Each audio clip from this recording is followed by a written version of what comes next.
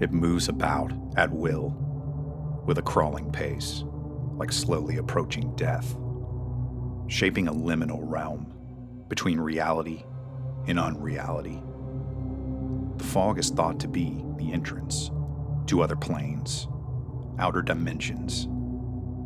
These stories I'm about to tell of terrifying entities and the dead that are said to stalk these mists may have you thinking twice about ever entering them alone again. There's something in the fog. I saw it going in and out of the mist. England is a land of mythology, full of uncanny occurrences. Its beautiful and peaceful forests make one almost forget what lies nearby at higher altitudes. They give way to a desolate landscape of inhospitable plains and wetlands.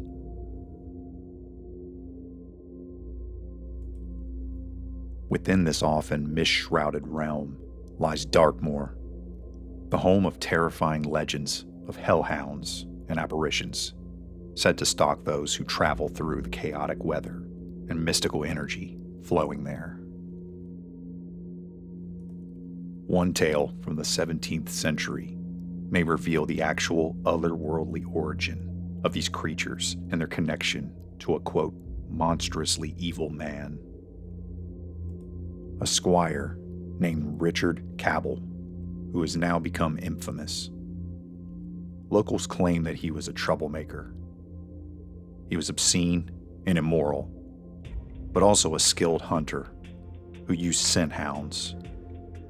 He was even said to have employed the dogs to hunt down and end his wife. One of the strangest rumors about Cabell was that he allegedly did not fear the consequences for his evil deeds because of a pact that he made with the devil himself. Like most deals done with the Dark Lord, his soul was exchanged for power and eternal life. However, he appeared to have been mortal after all, at least at first.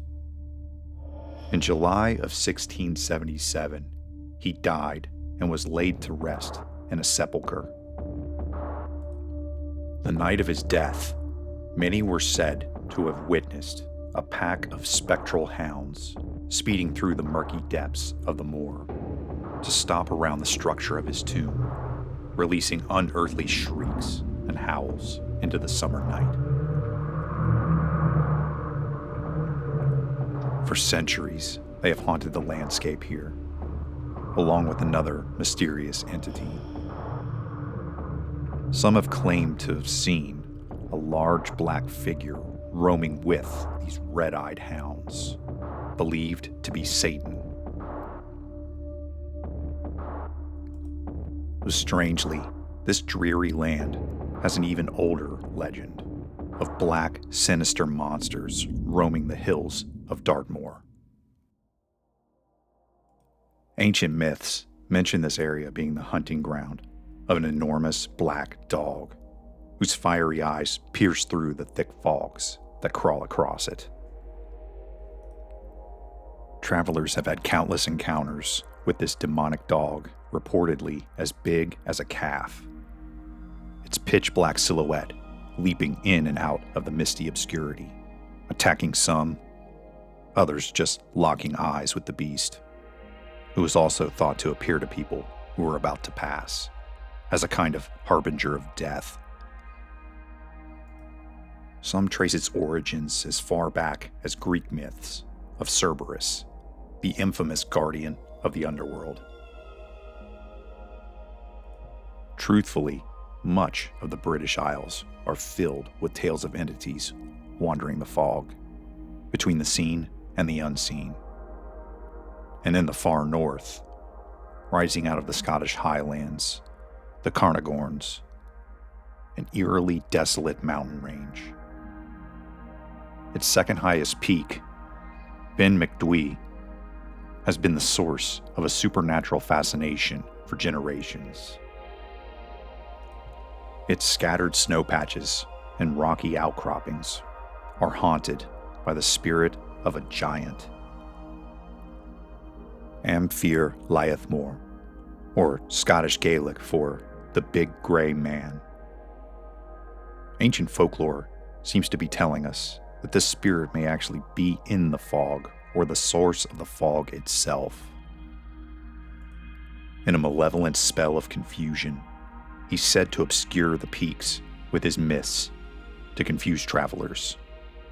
But those who have laid eyes on the creature, when it decides to take its corporeal form, describe a 10-foot-tall, dark-skinned, dark-haired, monstrous man with broad shoulders from which hang arms of terrifyingly long length.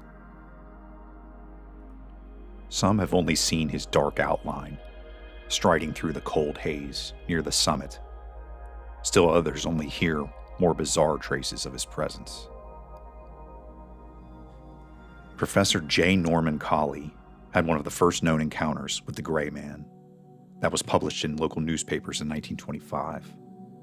But his strange story occurred in 1891 while he hiked alone near the summit of Ben Macdui. Quote, I was returning from the cairn on the summit in a mist when I began to think I heard something else than merely the noise of my own footsteps. Every few steps I took, I heard a crunch and then another crunch, as if someone was walking after me, but taking steps 3 or 4 times the length of my own. I said to myself, this is all nonsense. I listened and heard it again, but could see nothing in the mist. As I walked on, and the eerie crunch sounded behind me, I was seized with terror and took to my heels, staggering blindly among the boulders, 4 or 5 miles, nearly down to Rothiemurchus Forest. Unquote. Colley's story ends with him swearing that he would never return to the mountain again. The crazy part is that once his summit encounter was released in the papers, many more came forward with similar accounts of being stalked by something in the fog, feeling an overwhelming sense of dread, like something was protecting the mountain, something that did not want them there. There is a lingering mystery in the mists. Multiple cultures see the fog as a portal between the living and the dead. Lost souls seeking vengeance they have not yet attained.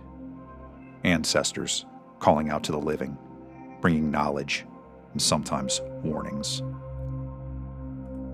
Perhaps it contains gateways to places that no human has ever been. If you've not yet seen my videos titled Doorways to Nowhere, Parts 1 and 2, I'll link them in the comments and put links here. I go a little more in depth on the various gateways to the nether realm. But there's a fascinating motif in locating the realm of the dead inside the fog. One really strange story always comes to mind, like the phantom ship of Northumberland Strait. There have been numerous strange sightings of a ghost ship off the coast of Nova Scotia in the last few centuries. The spectral ship will appear out of nowhere, with an entire crew visible and walking around. It only seems to appear in the fog, but is only visible because of the massive flames that are burning the ship. The visceral sight of a burning ship will often terrorize witnesses. That is, until the ship disappears right in front of them, in account after account.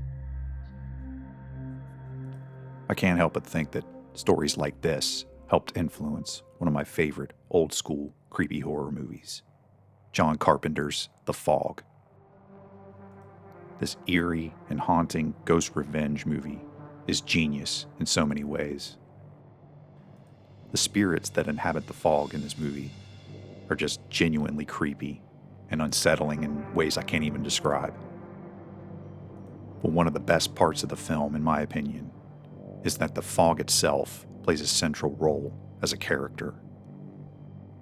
It has a sort of etheric blue glow and moves with a mind of its own. Also, the musical score helps build this immense anxiety-inducing tension throughout the entire movie. It just perfectly encapsulates the atmospheric dread, the anxiety, the fear, the unknown, the suspense, all the things that we feel and have been reported in these encounters with these creatures in the fog. For more creepy stories and content on myth, mystery, and truth, click here, and I will see you all very, very soon.